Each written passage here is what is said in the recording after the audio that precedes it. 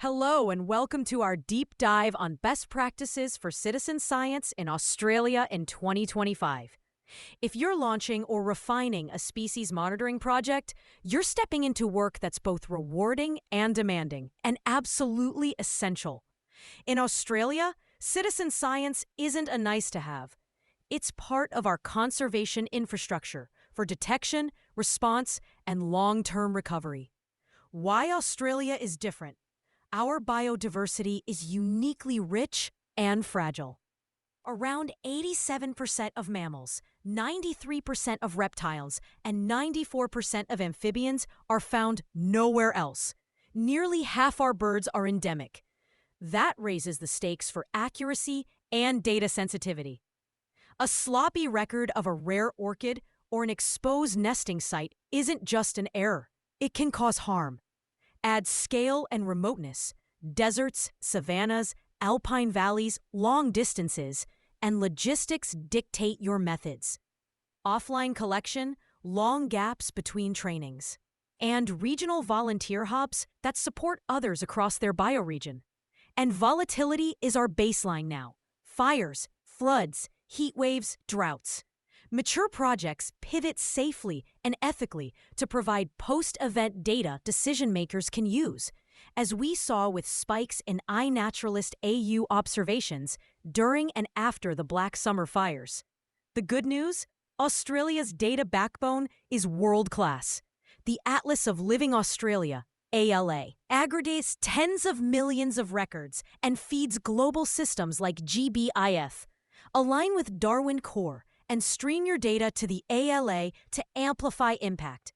Your records become discoverable, reusable, and used by researchers, consultants, and government for models, impact assessments, and planning. Regulation matters. The EPBC Act, state and territory wildlife laws, threatened species lists, and biosecurity rules aren't just hurdles, they're guardrails. When your methods are lawful and aligned with national priorities like the Threatened Species Strategy, citizen science can fill monitoring gaps required in approvals and management plans. So, how do you design for the Australian reality? The most successful projects align tight scientific design with generous human design. Crystal clear on the science, deliberate about the volunteer experience. Start with purpose. Get unambiguous about your primary goal. Are you detecting change, say occupancy trends for a frog, or mobilizing awareness and learning? Both are valid, but they require different sampling, evidence, and asks. Build a one-page impact map showing exactly how a volunteer action translates into a decision, triggering an invasive response by council, updating an ALA dataset used in a management plan, feeding the Threatened Species Index, TSX. When volunteers see that chain, they bring their best.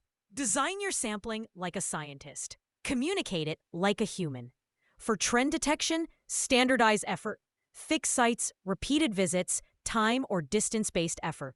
If using occupancy models, plan for detection probability, repeat surveys, conditions, and evidence thresholds.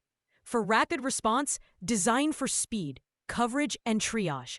Bake in a minimum viable protocol for novices and provide an advanced track for power users. Tiering is your friend. Evidence is non-negotiable. Require photos or audio wherever possible. Teach useful evidence capture. Side-on shots, scale references, habitat context, short, clean audio.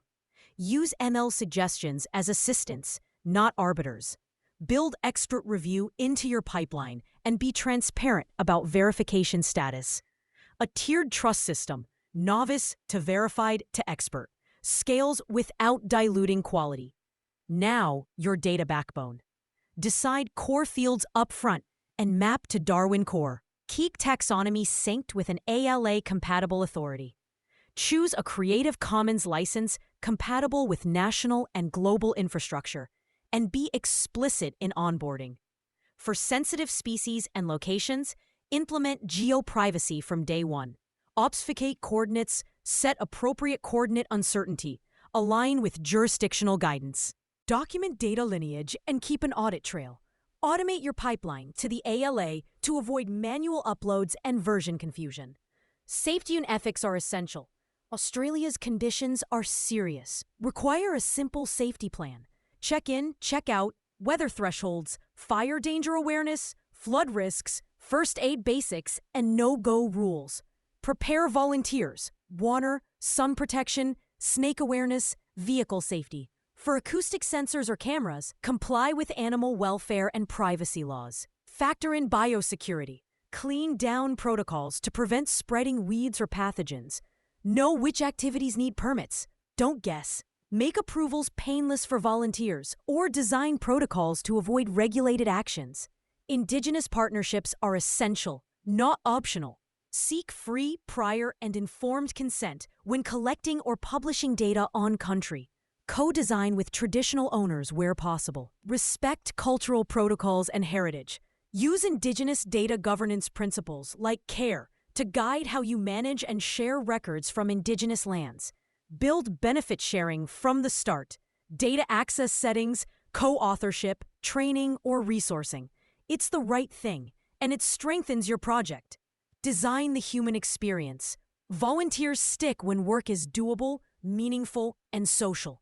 Create simple on-ramps, a 5-minute microtask, a one-site starter survey, or an easy photo mission. Offer role progression: observer, regional hub volunteer, validator, trainer. Regional hubs are powerful in our spread-out landscape. Make your app or form offline first for patchy coverage. Close the loop. Show contributors what their data achieved. New ALA records, a management action, an updated species map, a TSX contribution. Celebrate in ways that motivate without sacrificing quality. Plan for disaster pivots. Pre-configure post-event forms, safety rules, and messaging. Set green, amber, red operating modes that switch quickly.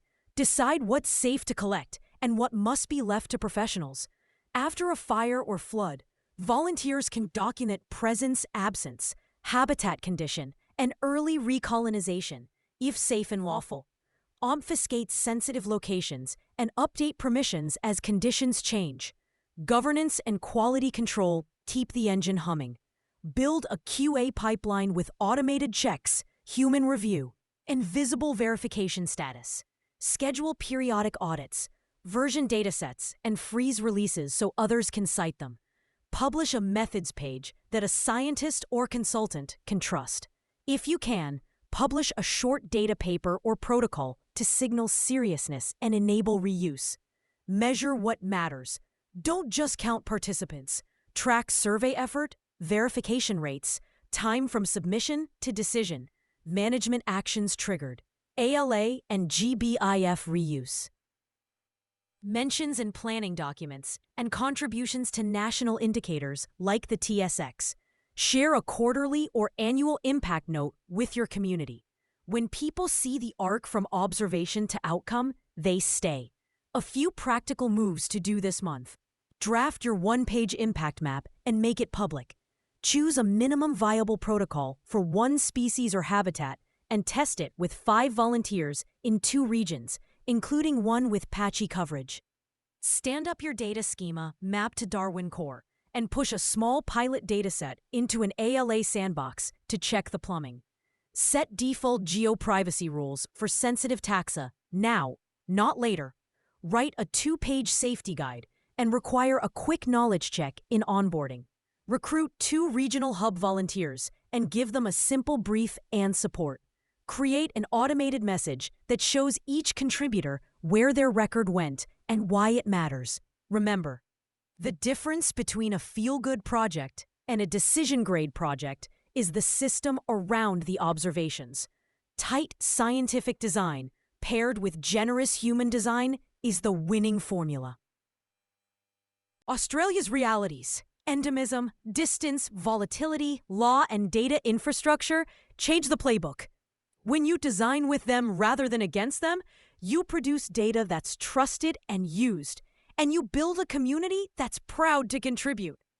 If you're also working on engagement, there's a companion guide on designing community programs for Australian wildlife in 2025 that digs into messaging, partnerships, and inclusive participation. Pair that with today's science and data backbone, and you'll have a project that not only feels good, but genuinely moves the conservation needle. Thanks for spending this time with me. I can't wait to see what you build, and I hope your next record flows into the atlas, informs a real decision, and helps keep Australia's extraordinary species on the map